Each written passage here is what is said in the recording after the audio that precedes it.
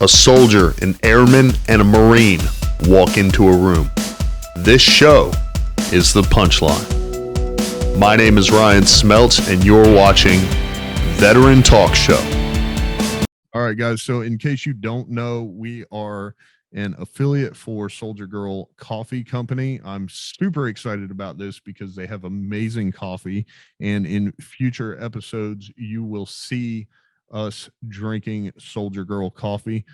They also have a CBD coffee. So if you need some CBD, which helps support your health in a sense of relaxation, it helps with your sleep and your overall health on a day-to-day basis, then Soldier Girl Coffee has both that and the caffeine you need.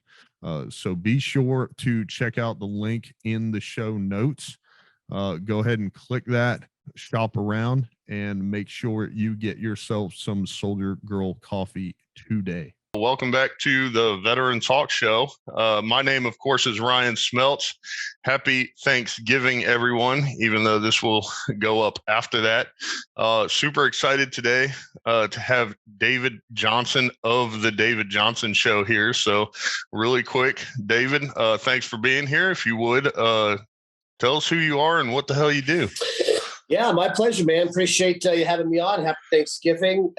As you mentioned, I'm the host of the David Johnson Show. That's a passion project that I started last year, right around when everything was going into quarantine because of the pandemic and everything.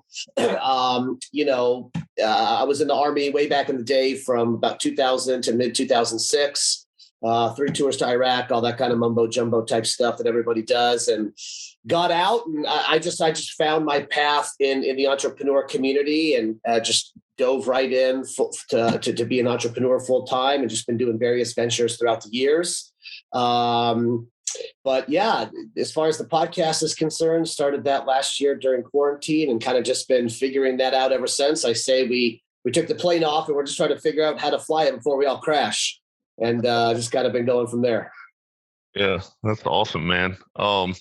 So I actually ran across you when we were rolling around a name for the show. Somebody tagged your show or you in one of the posts, and I found it, and it is phenomenal, I must say. Thank you. I really enjoyed some of the guests you've had on there. And you actually, correct me if I'm wrong, but you had the Marine rapper on. We did, yeah. So he was season 2. We kind of break it down into seasons. Each season is 10 shows, and he was on season 2. And what a lot of people don't know is we film. We've changed it now, but season 1 and 2 we filmed 10 or 11 shows in like 48 hours, and that's 10 1-hour shows. So it's that 48 hours is just, balls to the wall. But yeah, he came on season 2, flew out to Phoenix. We have a studio here that we utilize in Phoenix, and all the guests come in. I'm trying to do the in-person kind of studio feel. That's priority. But yeah, he came on, and he was a combat cameraman or a photojournalist in the Marine Corps.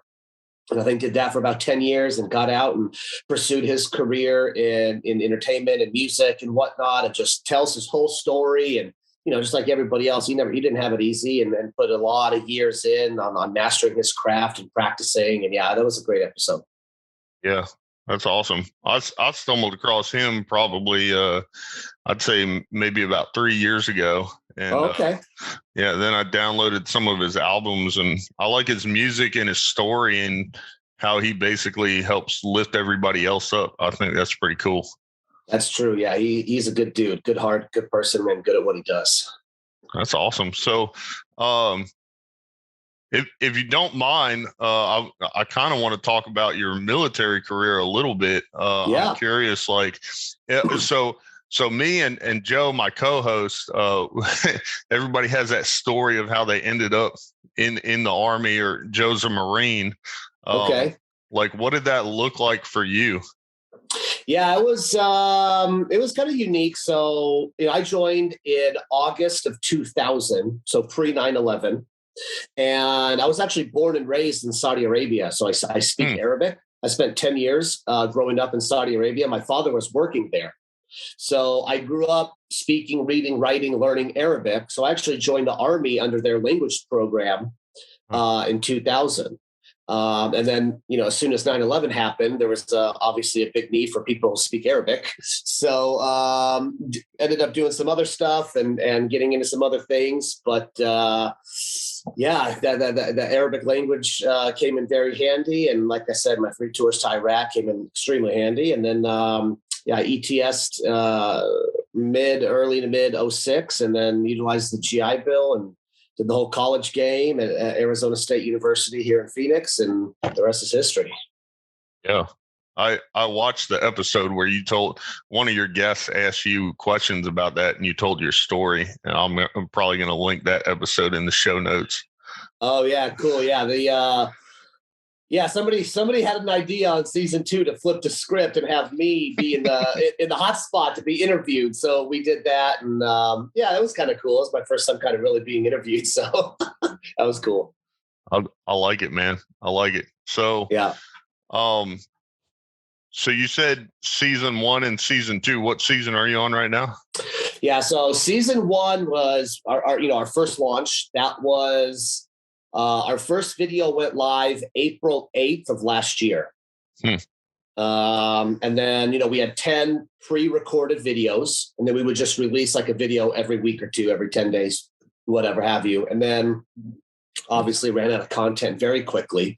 And my goal for season 1 was I just want 10,000 views. Our main location is where all of our content is YouTube. I mean, we're on all the audio platforms as well, but YouTube is our main kind of meat and potatoes, which hindsight 2020, I don't even know how that was an uphill battle. I mean, YouTube is its own beast and it's hard to get traction. But anyways, long story less long. Yeah, we did 10 videos for season 1, recorded them all in 48 hours, launched them every 10 days. You run out of content very quickly. 10 episodes isn't that long. So I learned a lot of lessons with that. But I told myself, if we don't get 10,000 views on our YouTube channel as a whole, I'm not going to do a season 2 because, we don't get, So we ended up getting 10,000 views in like the first couple weeks to a month. So I'm like, okay, well, we're onto something here. But if you remember, everything's in lockdown, everything's in quarantine at the time.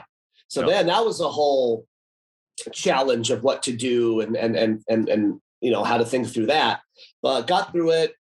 Filmed a season 2 almost a year ago today is when we were filming season 2, and we filmed 11 episodes in 48 hours. And then I thought to myself, this model is not sustainable. I can't, people, you have 10 people fly in, film, fly out. I'm going balls to the wall for 48 hours. I mean, it's crazy. It's too crazy. So now we film about 3 episodes a month. So that's a lot easier. So it gives you more time for planning and to kind of, take a look back at the interviews after each one to say, okay, right, what did we do right? Stuff like that. Yeah, I could be more prepared because, as you know, I mean, you got to be prepared when you bring on a guest, and there's nothing scripted. There's not, this is all just talking, off the top of your head, and to do 10 of those back to back, it gets, for me, it's challenging. I'm not the best interviewer. It's not like I have a background in this. So it was challenging for me to do that. And then, so I could prepare better. I'm more alert. It's easier to do, 3 in a 48-hour period as opposed to 10.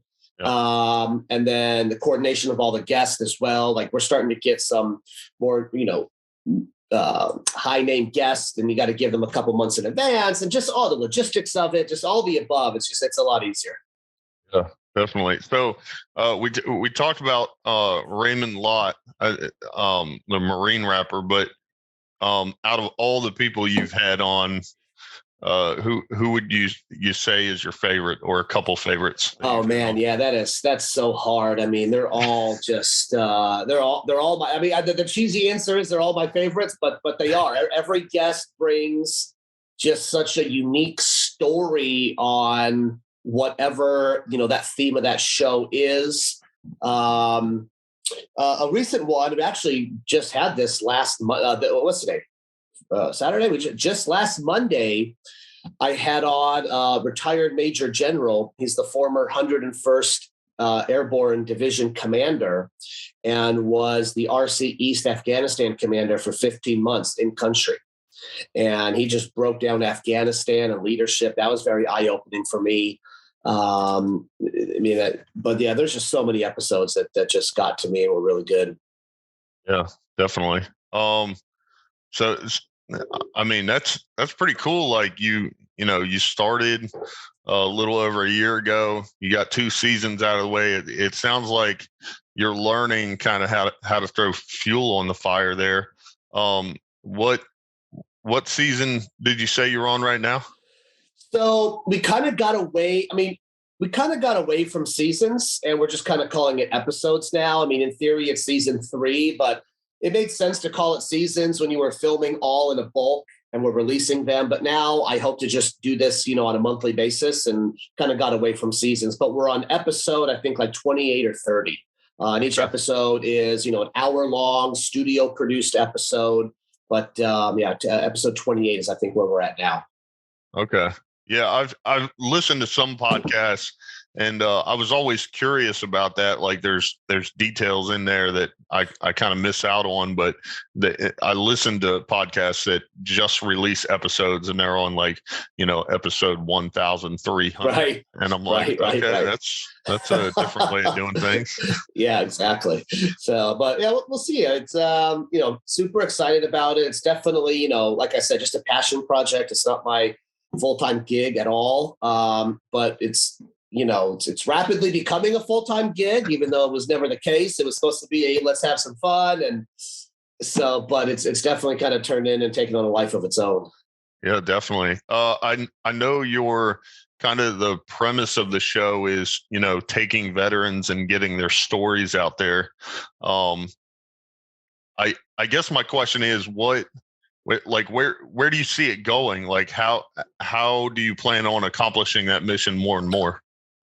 So we're doing something. We're just getting into this. It's mainly on our website, thedavidjohnsonshow.com, to where if you click on podcasts, you're going to see all these categories like leadership, entrepreneurship, mental health, business and finance, Afghanistan, Iraq. And we're actually, once we have the full kind of like hour-long episode of the studio produced, visual, we take out, 3 minutes here, 5 minutes here, 10 minutes here, and we're categorizing everything. So I'm attempting to build the largest library of categorized searchable content in the military and veteran community.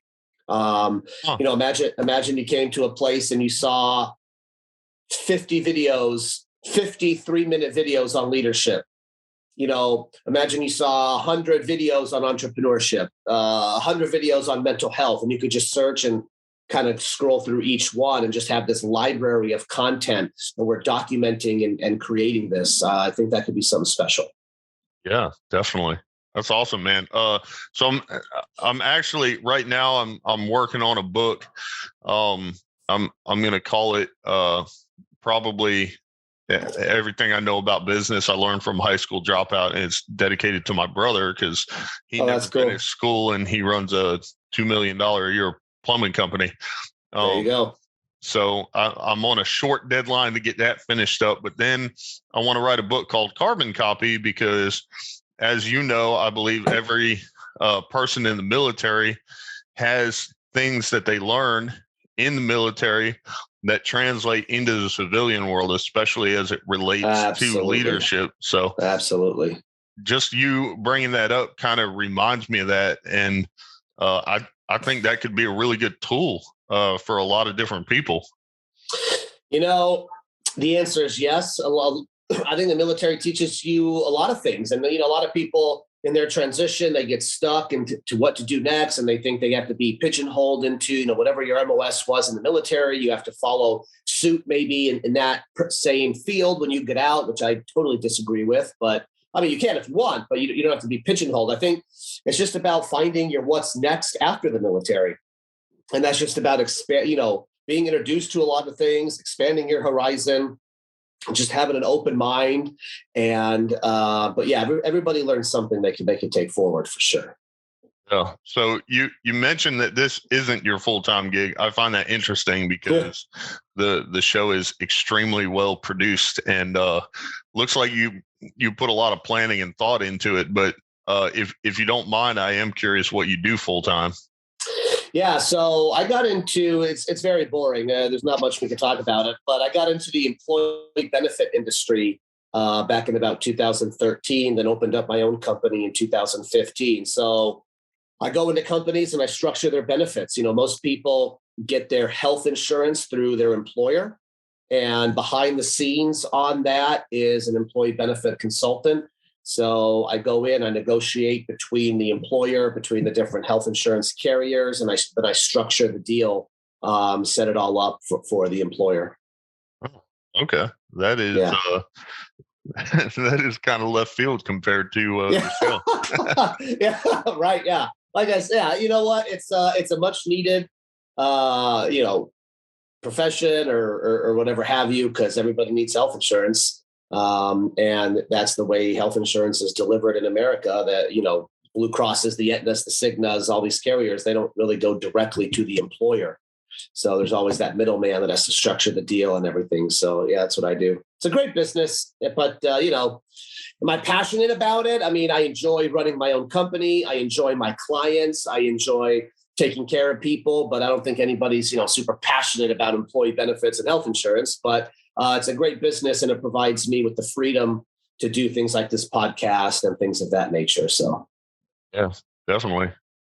So we know, who the guests that you've had on so far. 28 episodes. That's quite a few people and stories to get out there. My question is, who or what type of person is someone that you want to get on the show that you haven't had on yet? So great question. That's changed over the past year and a bit of doing this. The answer is there's no real. At first, I said I'm going to have veterans and only veterans on the show, and that's it. And I rapidly said, I very rapidly learned, well, there's a lot of people out there that maybe aren't veterans, but they're doing something in the veteran community, and they have a story as well. So I would say, 90% of the guests have been veterans, but it's not just a veteran that could be a guest. And then really anybody with a story. There's no real, set profile. I do like to have a theme of a show.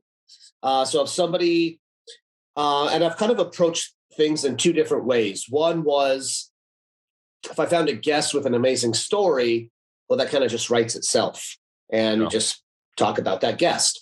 Or if I have a theme, like we did one on canines, military working dogs, I wanted to do a show on dogs. So I found an expert in that field to come on.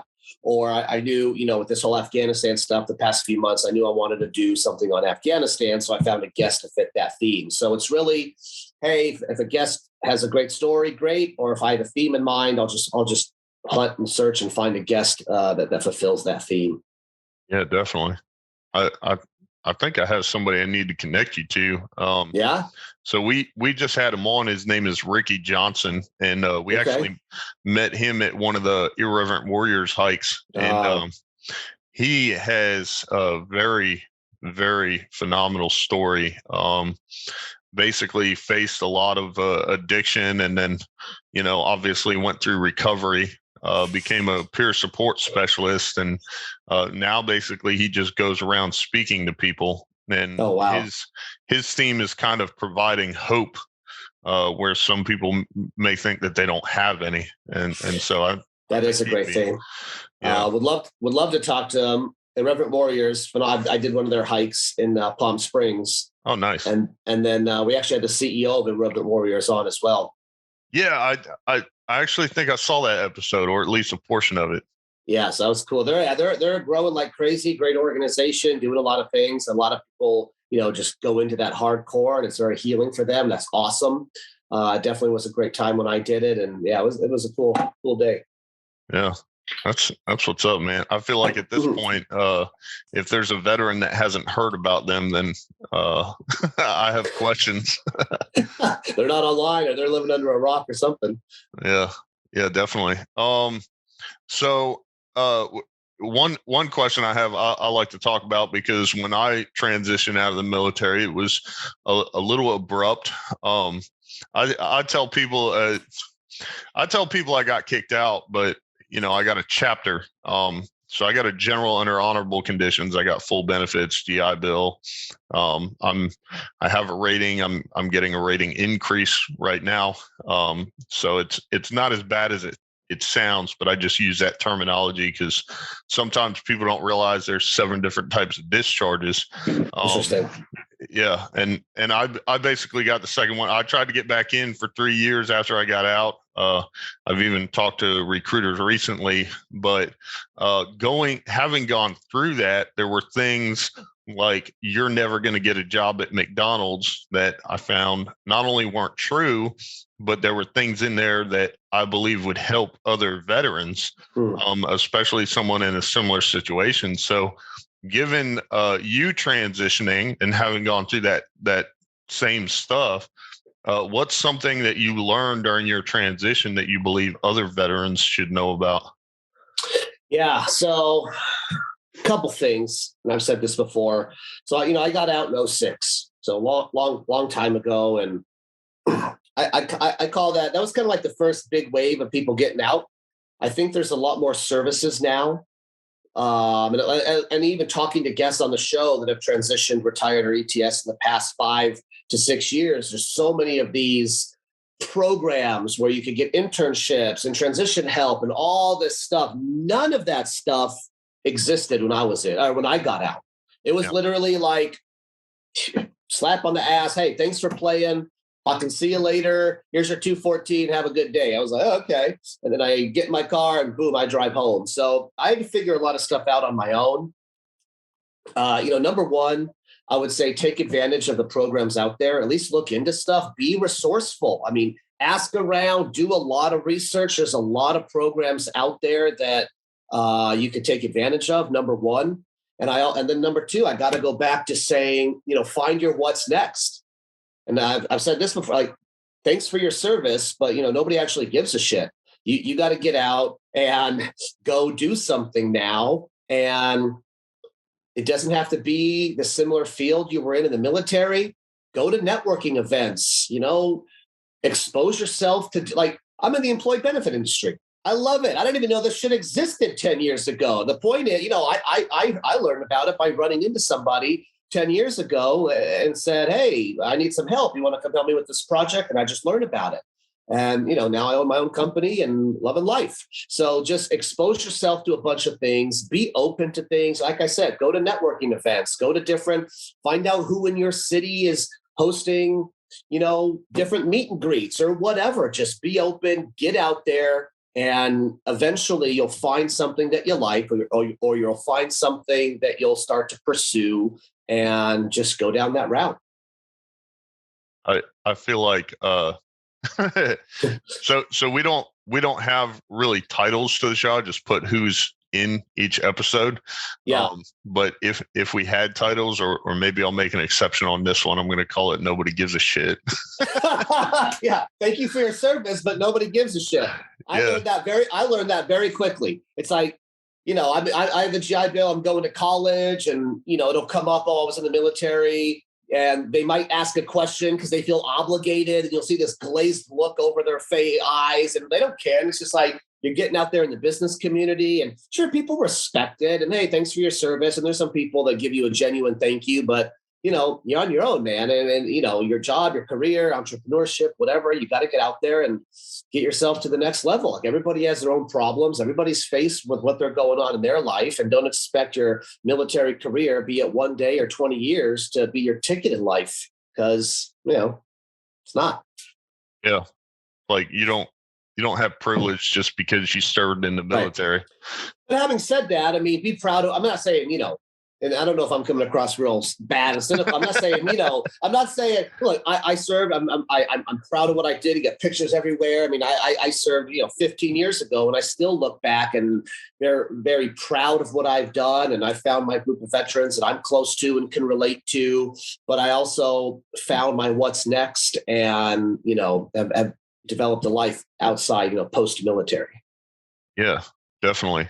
So So, you know, it, I think there's two things I want to ask you about. Number one is in that transition, I worked a job at a big box retailer around the time I got out, and there was a first sergeant that had retired and got a job there. And one thing I admired about him is senior level leadership in the military, gets out, works in the electronics section, and just a very humble guy, willing to learn and take direction or orders from people who, they might be 20-year-old kids who just happen to work in that store for 4 or 5 years. So they had a leg up. So it's kind of like, interesting.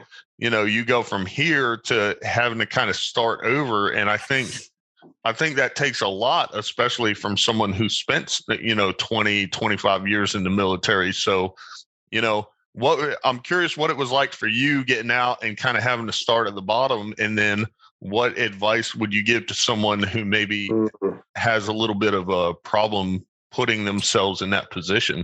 I had that problem actually a little bit.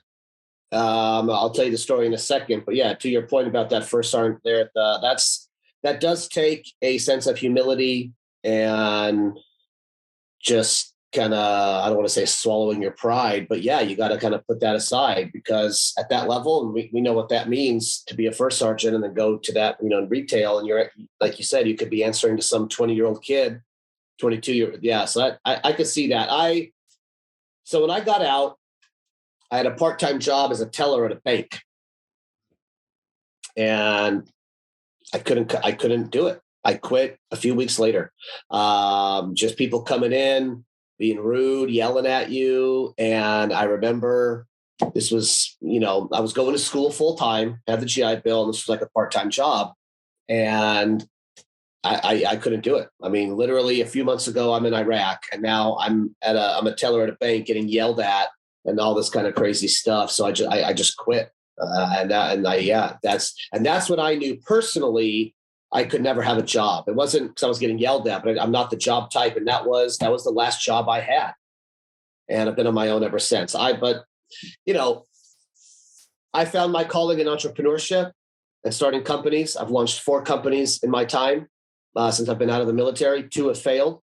One was a massive fail, like a $2.1 million fail, like lose everything I own, kicked out of my rental house, cars getting evicted type fail. So I'm not saying entrepreneurship's for everybody. As a matter of fact, it's not for everybody, and that's fine. It's for me, for what I want to do in life and my goals and what drives me. But it just goes back to finding your what's next. Pretty sure I'm not even answering your original question now, and I'm just talking out. I'm just talking around. But it all goes back to finding your what's next. And maybe that first sergeant had a plan and a goal and wants to climb up in retail and do that. And he had to start where he had to start. To a certain degree, you have to start somewhat at the bottom. Few exceptions of maybe if you did 20 years and you're in a very technical field in the military and that translates and you're getting out and you can apply that same skill set. But to a certain degree, yeah, you have to start at the bottom, or at least maybe not as high as you want. And you have to understand that you're making that transition. It doesn't have to be bad. And when you get out, keep climbing. Yeah, that's awesome. I see a theme in your motto of find your what's next. Well, I see a lot of veterans that don't. They get out, they're stuck, they're working some dead end job they hate, or whatever have you, but they just can't find. Yeah, they can't find that next chapter in their life. Sad. Yeah. So for someone who either feels like entrepreneurship is their calling or wants to try it out, what advice would you give to someone like that? Yeah. Well, man, we could talk about this for the next 3 hours. Entrepreneurship's a skill. You got to learn it. Just like being a good accountant, a good lawyer, a good doctor, a good plumber, a good anything. You have to learn entrepreneurship. There's very specific A lot of it is kind of figuring it out, especially if you're in a pure early stage startup company. But there's models you could follow. Don't get caught up in this. Everybody talks about the Instagram culture of I'm an entrepreneur, or I'm a CEO, and they just put it on their profile and have no clue what that means. I mean, if you're an entrepreneur, in my opinion, you have a product or a service, and you have a customer, and you got to connect the two. And there's a model that goes around that. There's a model of cost. There's a model of reaching your customer. There's a model of how do you communicate your value proposition to your customer? How do you scale? When do you scale? How do you hire? Who do you hire? I mean, there's a model to that, and you can learn it. If you have the drive and the passion, you can learn it, but it's not easy. And just, you have to be kind of prepared to take on a lot of risk, face the unknown. There's a lot of fear that goes with that. You got to just be prepared for that. And I say be prepared. Part of the time is you're not even going to know what you're going to face until you jump in. But if that's your calling, then jump in and just kind of hope to figure it out along the way. Yeah, definitely. So wow, $2.1 million fail. Yeah. Stuff like that is so interesting to me, because people definitely from the outside looking in always think that entrepreneurship or business ownership is all roses and sunshine. And it's definitely not. I fortunately or unfortunately haven't had the opportunity to fail that big, at least not yet. But how did you feel? What did you go through? What were you thinking? Yeah. When that happened? Failure is part of the game. It was the very first company I ever started, and I was just so naive at the time. It was an online company too, so software and tech and websites, which I knew nothing about at the time. So number one, I was in an industry I didn't understand. I had to go hire the talent, so I did that. I just made every wrong decision that I could make. We did last for 3 years, 2.5, 3, something like that. But yeah, at the end of the day, it just got to a point where, we ran out of money. People aren't going to work for free. So they bailed. Everybody bailed, for that matter. But yeah, I had to shut the company down. It was, I couldn't get out of bed for a week. It was bad. And right at the time, my son was being born as well. So I was driving to the hospital to deliver my son with negative $10 to my name, literally negative 10. So there was that. And but it was funny because right after the company crashed and burned, it's almost like I woke up, and then every lesson that I learned the past 3 years just hit me. I shouldn't have done that. Why the hell did we do that? I should have done that better. And I made that hire. That guy was just crazy, and this and then, and I should have saw that coming, and I didn't. And this, and it was like, 3 years of lessons that just hit me. And that was when the company got shut down, end of 2012. I'm sorry. Yeah. End of 2012. Correct. And then just dusted myself off and started my next company. So that was that. It sounds like a little bit of perseverance, sir. Yeah, I couldn't go get a job, and call it pride, call it stupidity, but I wanted to continue to pursue my own ventures. Everybody's like, well, just go get a job and regroup. And no, I can't do that. So, and thank God I didn't. But yeah, here we are today. And so that was, I can look back now and laugh about it to a certain degree, and still take those lessons I learned and go forward. Yeah. What's maybe the biggest one you learned that you put into practice? Initially, a lot of them, but initially it was really, you got to know your industry. That was the first one I took away. Like, I understand, I think your brother or somebody's a plumber, and that's awesome. I mean, everybody needs a plumber at certain, but I bet he doesn't show up to a house and say, well, I've never seen this problem before. And maybe he does from time to time. I say that jokingly, but I'm sure he shows up to wherever he goes. Well, yeah, I know how to do that. It's that pipe there. It's this. I need this tool. Here's what we're going to do. And he knows his industry, I'm sure. You got to know your industry, whatever industry you're in. I don't care if you're selling pizza, have an online store, whatever your industry is, know it front and back. Know your craft, know your customer, know what they want, know how to reach them, know how to build your product, know how much it costs to build your product, know how much you're going to sell it for, know your margins, know where your industry is headed. Just know everything about your industry. You got to be really good at that. Yeah. Otherwise, yeah. So that was the main thing that hit me, and then just a bunch of subsequent lessons. But always. Yeah, I mean, I agree with that. And I think that's interesting because I was actually just talking to some guys online. I'm working on my car and, or my car, like my toy. Yeah. Yeah. My project. Got it. my everyday is a Corolla, but my Cobra is a big paperweight right now. And so I'm working on getting it started. So like thinking about what you just talked about, knowing your industry, I would never start a Mustang garage. I would never be a mechanic. And it's not that I don't think I can figure it out. I can, but I can figure it out as it applies to my car sitting in my driveway that I'm working on. To go into that industry would be foolish because right.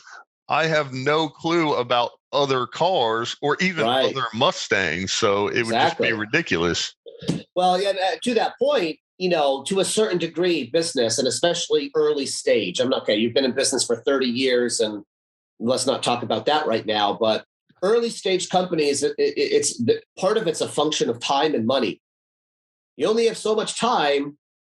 Well, put time on the back burner for a second. Usually you only have so much money. Yep. And if you don't figure out your model within the time frame, but before your money runs out, you're in a bad way.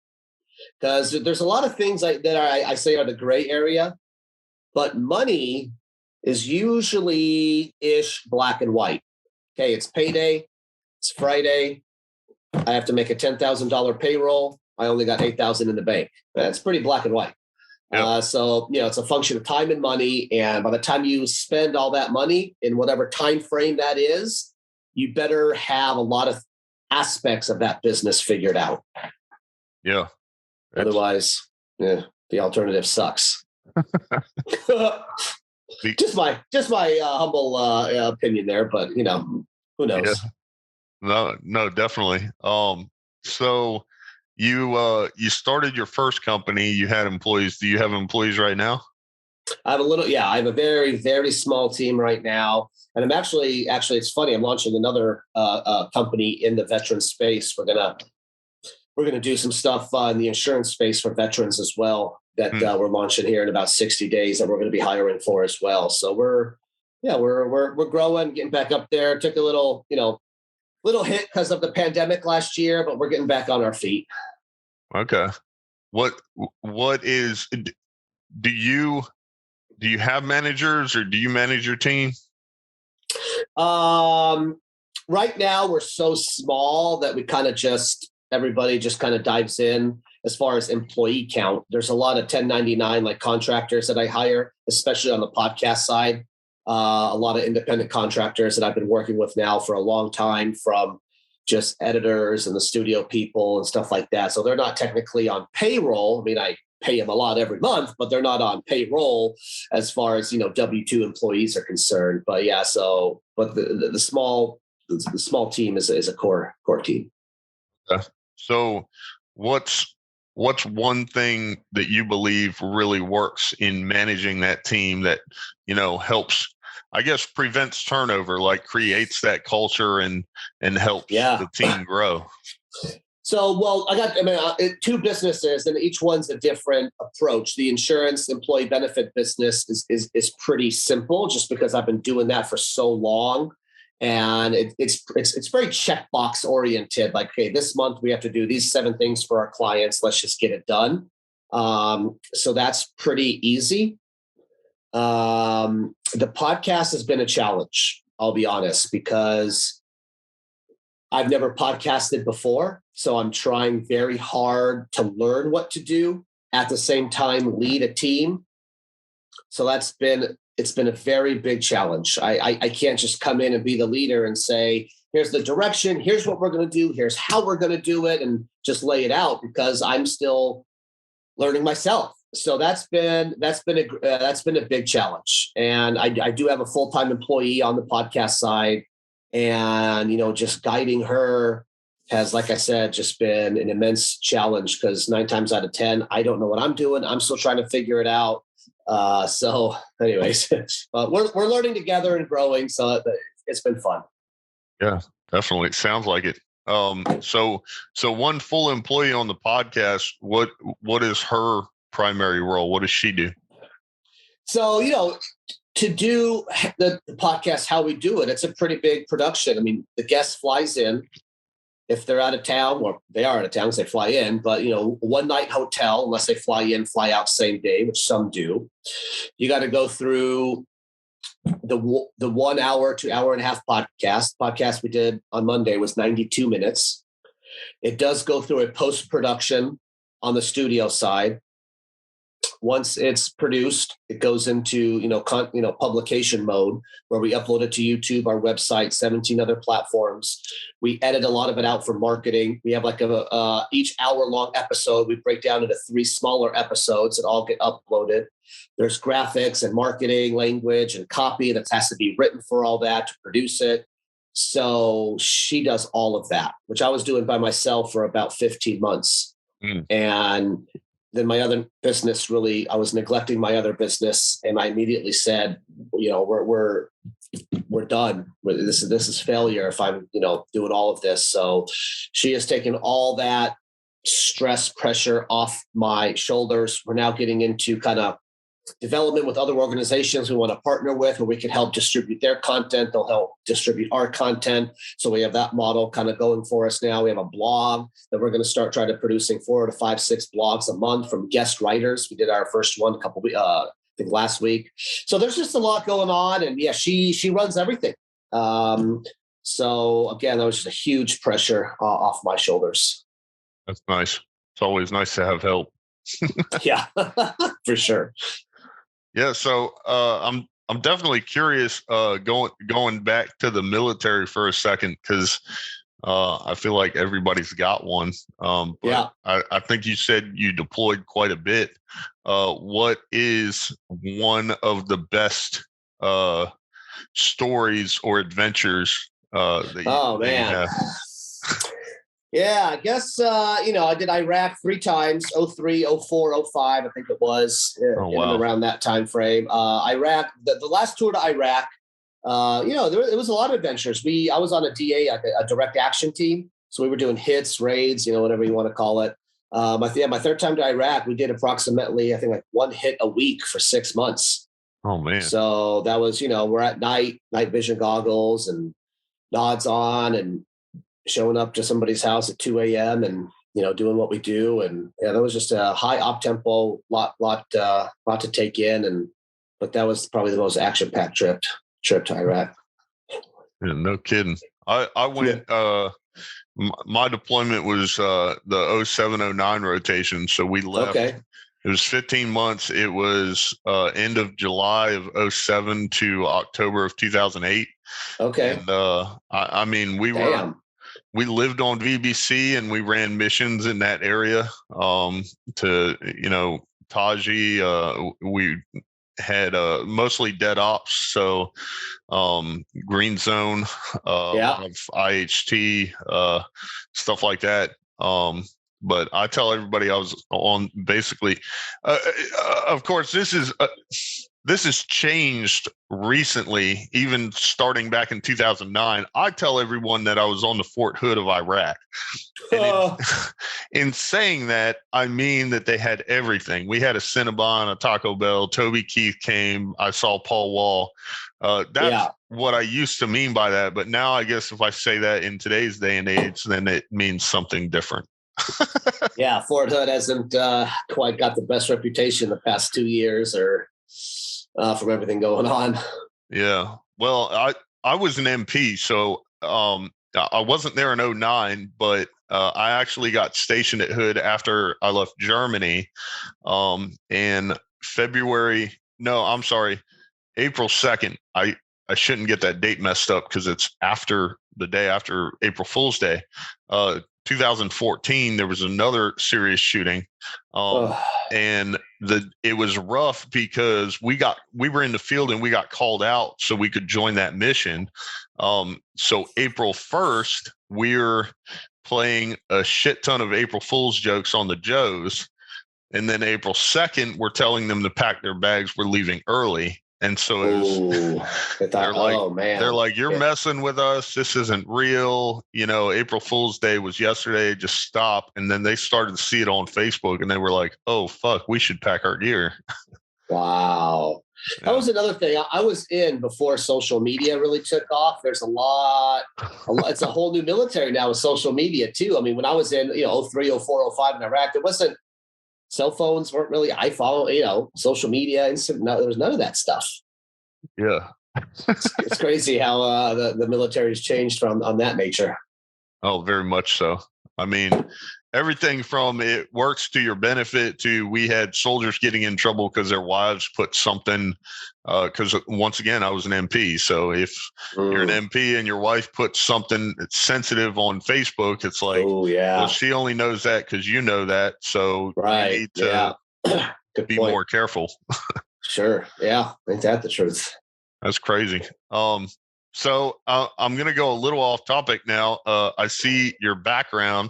I'm definitely curious about your Monopoly inspirational posters. Oh yeah, these are.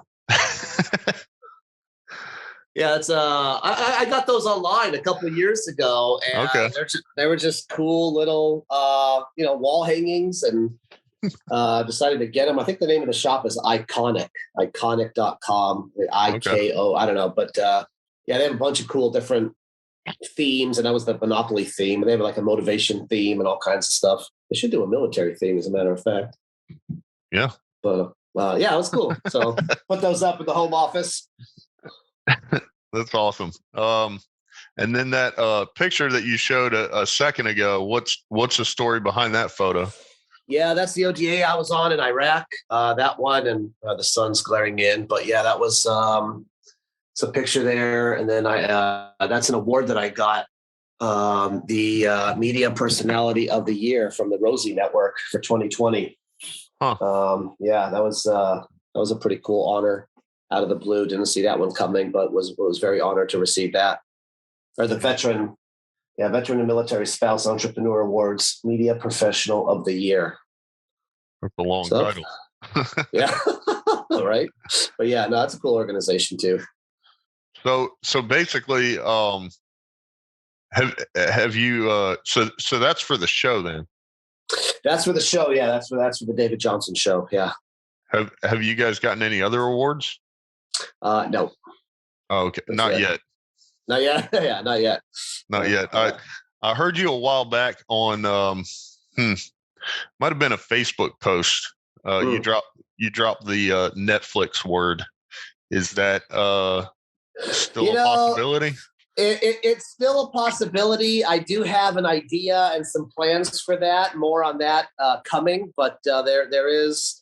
It's just a dream right now. It's not like I'm, full disclosure, I'm not in talks with anybody there, but I do have a plan of a potential documentary that I might, I'm kind of just as I go back to before, knowing your industry, what the hell do I know about creating documentaries about that much? Zero. So I'm just looking into the feasibility of it, how it actually works, cost. So, but we'll see what happens. I think I got a pretty killer idea, but still got to put it all together.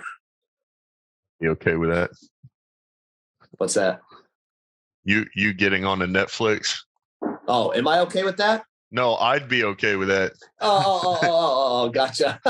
Yeah, I mean, if we do it right, I mean, it wouldn't necessarily be me. I would kind of put this documentary together. Yeah. But I would have a very small, I tell a lot of people as well, like I did, and this really hit me after doing this show the past year and a half. I did 6 years, man, a long time ago. Like I've been out more than double the time I was in. So it's like when I talk to the people on the show that did, 15, 20, 30 years, literally 33 years. I mean, I look at my 6 years and be like, man, I got nothing. Yeah. Who the hell am I to say anything? So. Yeah, no, I feel you. I feel the same way. I actually have a buddy who was in 25 years, and he's another prime example of that humble attitude. So he was I believe, in E8 when he got out, possibly in E9. And he obviously is here on the food chain and started as a sales company, entry level. And I was working side by side with him, and I was just always asking him questions. I still see his Facebook posts. We're in North Carolina. He moved out to California, so I don't get to talk to him as much. But I'm like, how do you maintain your positive attitude, especially going through everything? He's got a family. He's real successful and all that. He's like, something I learned in the military is, basically the thing we always say, embrace the chaos. And he's like, if you can maintain a level head through the shit storm, then when you come out on the other side, it's easier for you to receive whatever's coming next. Right. And just interesting. Watching him do that has been phenomenal. So yeah, so true. Absolutely. Kind of reminds me of your little roller coaster ride you've been through. Yeah, absolutely. It's a good mindset. Good mindset to have.